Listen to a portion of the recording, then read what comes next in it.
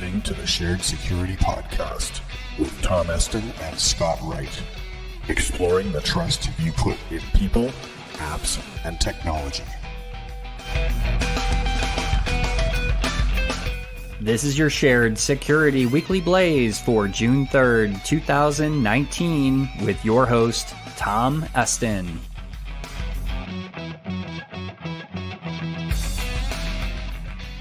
In this week's episode, U.S. cities are being rampaged with ransomware, mobile phishing attacks are on the rise, and do you know what your iPhone is doing while you sleep?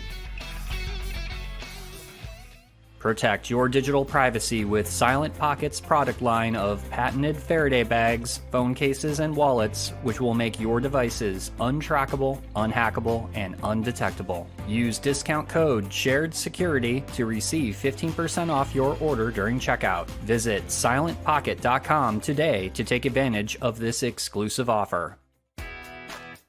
Hi everyone, welcome to the Shared Security Weekly Blaze, where we update you on the top 3 cybersecurity and privacy topics from the week. These podcasts are published every Monday and are 15 minutes or less, quickly giving you news that you can use.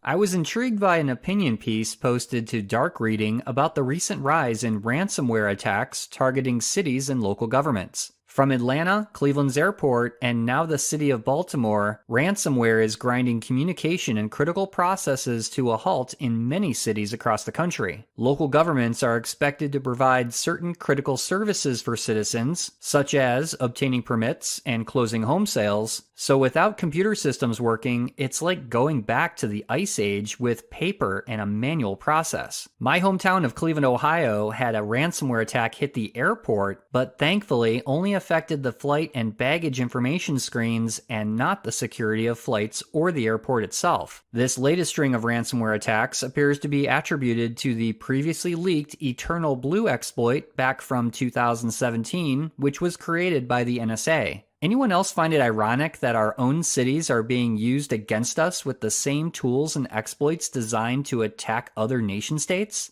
One thing is clear, cybercriminals see a massive target in cities and local government because they know, as well as many of us, that IT budgets are tight and more often than not, systems are not being patched and maintained. The other ethical dilemma this brings up is if cities should pay the ransom. While we always say never to give in and pay a ransom, the recent ransomware incident in Atlanta cost the city an estimated $17 million in recovery costs when the ransom was only $50,000. Now, just paying the ransom may not work out either, as there have been cases of criminals asking for more money or just not giving the keys to unlock the data regardless of being paid. It's a tough situation for sure, and will continue to be hotly debated as attacks on cities increase. From a prevention perspective, perhaps with limited IT and security budgets, money may be best spent by focusing on security awareness training. Many of these ransomware attacks start with a phishing email or by clicking a malicious link to a compromised website, which then allows the malware to propagate through the network. If the first line of defense, the users, know how to identify a malicious email or link, that alone may prevent the entire ransomware attack from happening. I started a Twitter post, which I've linked in the show notes, about this very topic, so I'd love to hear your thoughts and ideas on how we can help the cities that we live in defend themselves from a ransomware attack.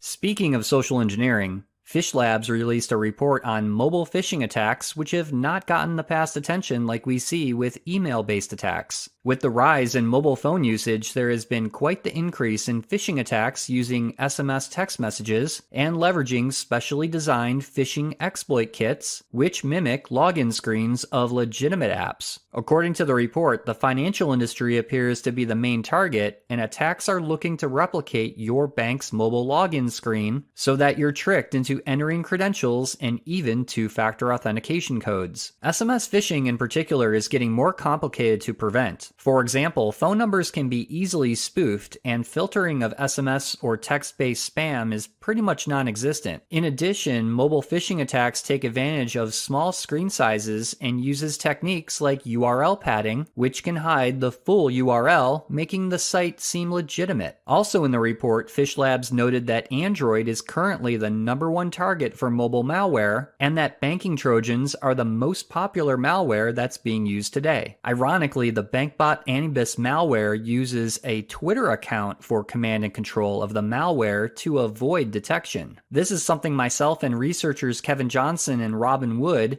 who developed a proof of concept of this, first talked about in a DEF CON and subsequent ShmooCon talk way back in 2009. Crazy that this concept I was part of is actually being used in modern-day malware. In related phishing news, Brian Krebs from KrebsOnSecurity.com posted an article about people being fired for failing phishing tests put on by their companies. He goes on to interview several phishing industry experts to get their opinion, which, of course, are not in agreement to fire employees over an awareness exercise. We'll link the article in the show notes so you can read it yourself, but what do you think? Is the hard-handed and fear-based approach the best way to increase awareness?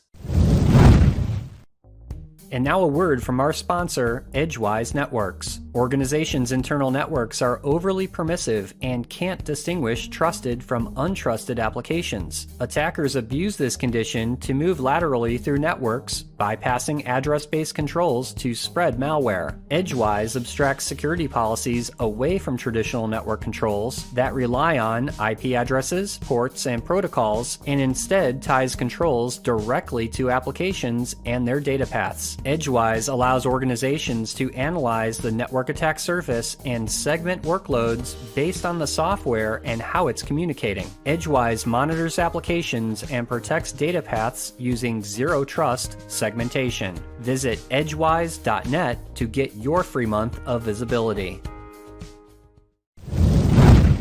Have you wondered what your iPhone is doing while you're sleeping? Like most of us, our phones go into do not disturb mode and we gently drift off into our quiet slumber to be awakened by the horrible sound of the alarm we set for some ungodly hour so we can get up and go to work. But did you know your phone is constantly communicating, and your apps in particular are sending tons of information about you and your device to marketing companies, research firms, and ad agencies? Well, a technology columnist from the Washington Post worked with a privacy firm to find out exactly what was going on here. Through their research, they found that there were over 5,400 trackers in a single week, mostly from apps, which resulted in 1.5 gigabytes of data being used over the course of a month. Information sent from these apps included his phone number, email address, exact location, and device fingerprints, which also helped trackers link back to his phone. And these trackers do activate at night or when the device is plugged in because of the background refresh setting that is on by default with an iPhone. And don't think that just because you don't own an iPhone, you're immune. Android users face the same issue with apps that use trackers like these as well. Now, none of this news should be at all surprising, except for the volume of data we're talking about here. The most concerning part is that we really don't know where apps are sending our data, and we don't know what these companies are doing with our data. There is no disclosure system by Apple or anyone that shows you what these ad trackers are doing unless you do what the columnist did and dig into the technical details of how these apps work. Privacy notices and policies don't help much either because they don't go into the gory details of what these trackers do and transmit. You can read the article for yourself in the show notes, but I think the best quote from the story is about transparency. And that quote is, "If we don't know where our data is going, how can we ever hope to keep it private?"